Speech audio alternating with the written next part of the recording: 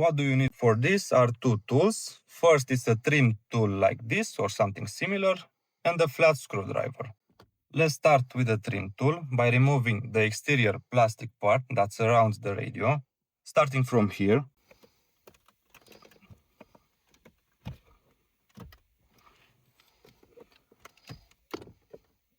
Be careful not to scratch the other elements of the radio.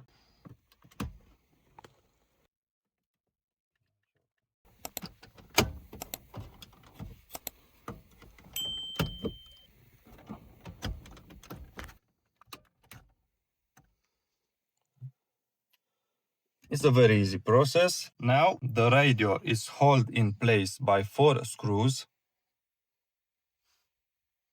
Let's remove them.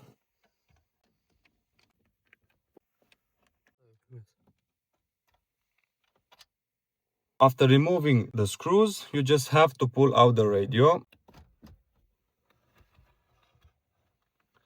This unit has a single label. It's on the top, and the radio serial number starts with C7E. Now let's use that serial number to generate our code on radiocodegenerator.com.